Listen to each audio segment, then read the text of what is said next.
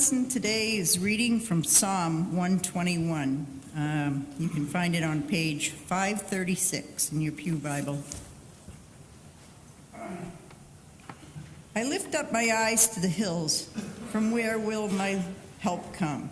My help comes from the Lord, who has made heaven and earth.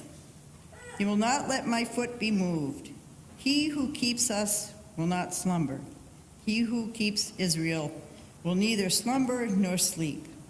The Lord is your keeper. The Lord is your shade at your right hand. The sun shall not strike you by day, nor the moon by night. The Lord will keep you from all evil, and he will keep your life.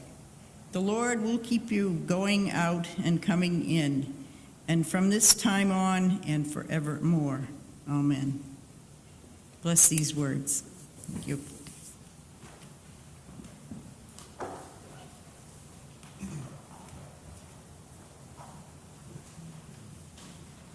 First of all, let me just say that this wasn't planned to be the Jerry and Jan show today, but it turned out that when Beverly asked me to do this on the 26th, it also turned out that Jan, being a deacon, was up to be liturgist, and also Lisa had asked her to do a solo today, so here we are.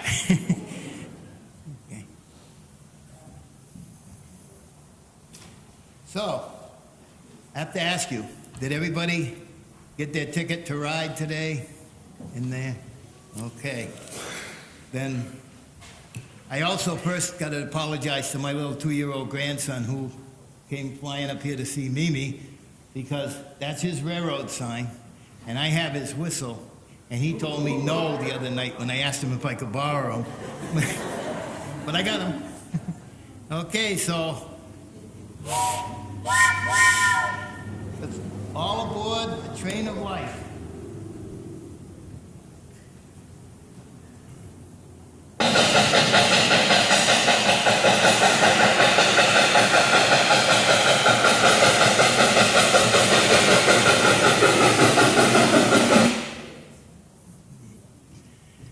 Okay.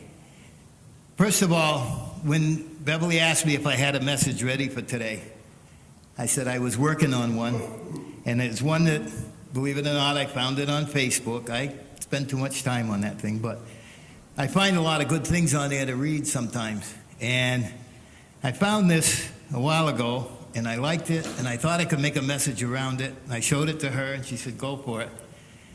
So I'm going to read the message first before what I found before I do my message. At birth, we boarded the train with our parents and met our parents with the belief that they would always travel by our side. However, at some station, our parents will step down from the train, leaving us on the journey alone.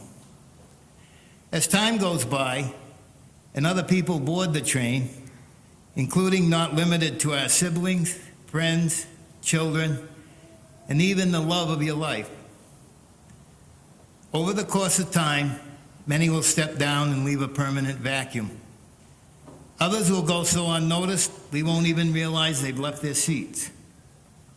The train ride will be full of joys and sorrows, fantasy, expectations, hellos, goodbyes, and farewells.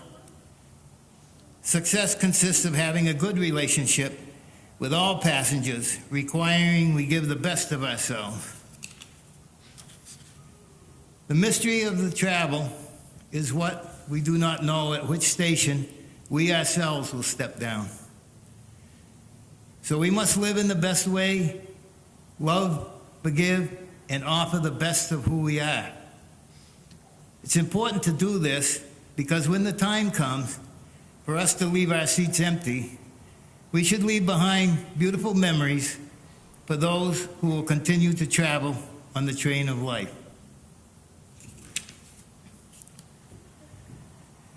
So now I will give you my message, and of course, this is the best I could come up with for a couple of train stories that could be told in church. What's the difference between a steam locomotive and a school teacher? The teacher will tell you to spit your gum out, and the locomotive will say choo-choo. And why can't the engineer be electrocuted? Because he's not a conductor. And why can't a locomotive sit down? Because it has a tender behind. There, that's the best I could do for train stories that could be told in church. Okay, if any of you follow me on Facebook, you probably noticed that I love steam trains. There's groups that you can get into on Facebook, and one of them I got into was about steam trains. I've always loved them since I was a kid. And I get these little videos, and I have a couple of friends who really love them, and I share them with them. And I've been fascinated with steam trains since I was little, and my parents used to take me up to the depot downtown on Thursday night and see the steam train come in from Boston. It was the passenger train that would come in when they used to still come out this way. And I can also remember laying in bed at night. I grew up just over the hill up here on Wilder Street, Little Dead End Street. And I remember laying in bed at night and hearing the lonesome call of the steam whistle and hear the train chugging up through the Bearsden Woods. It was right around the end of the steam era, and the diesels were starting to come in, but I can always remember that steam whistle and hearing that train. So life is like a train ride. Lots of stops, starts, dark tunnels, sunlit meadows, long uphill climbs, and beautiful scenery at the top. As we chug along on our journey of life, we meet many others on their own journeys. Some are on longer journeys than others. Some have more dark tunnels to go through. People will get on and off our train, and some will even try to derail our train. We have to be careful and try to get these people off the train as soon as possible.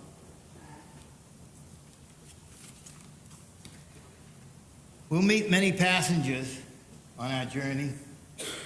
Some will ride for most all of our journey with us, and some will only go a short ways, but remain in our memories forever. And some will come and go almost unnoticed. Our train ride is a gift from God. He hopes we will do our best to make our ride a good one. It's up to us to treat our fellow passengers. It's up to us on how we treat our fellow passengers, and it's up to us to make their journey as easy as we can. God knows we can't fix everybody's problems, but hopefully we can make it easier for them to deal with them. In return, we hope some of our passengers can make our own journey a little easier.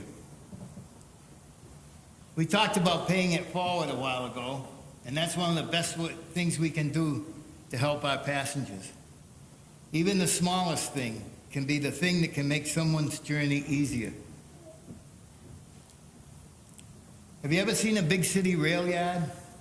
There are tracks going in every direction. We know that sometimes our train gets switched onto a wrong track or even derailed. But if we let God be our conductor, we will have a smoother journey. He will put us back on the right track again. Sometimes our day turns into a train wreck. We get up in the morning, we start our breakfast, burn our toast, then reaching for the butter, we knock over our orange juice. Then we take a sip of our coffee and burn our mouth. We get ready to go out the door and we can't find our keys. We set our travel cup of our very hot coffee on top of the car. Forget it. There goes our coffee. It seems nothing can go right all day long. But when we experience a train wreck, we need to stop and quietly pray to God to fix the track and put our train back on it. God uses these train wrecks to change us and to make us better people. I need everybody to do something for me this morning. I'd like everyone, if you have to stand to do it, it's okay, but I'd like everyone to take the hand of the person next to you. all the way through, so you're all linked together.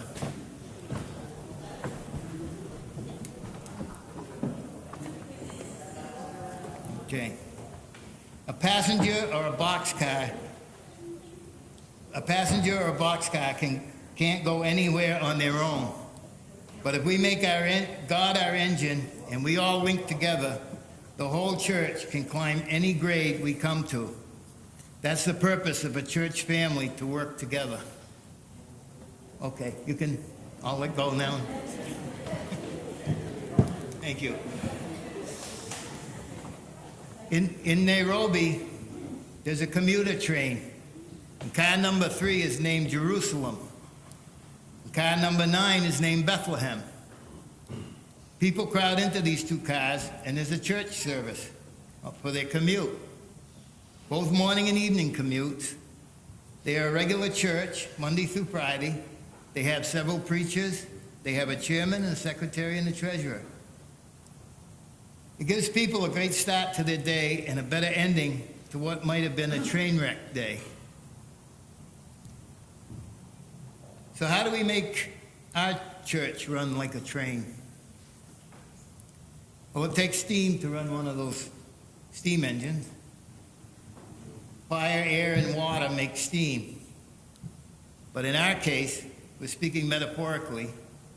Our fire is truth, our air is the Spirit of God, and our water is faith. As long as we can keep our church chugging along, we'll be able to pick up more passengers and keep our church growing. I wish you a joyful journey on your train of life. Reap success, give lots of love, and more importantly, thank God for the journey. And lastly, thank you for being passengers on my train. Amen.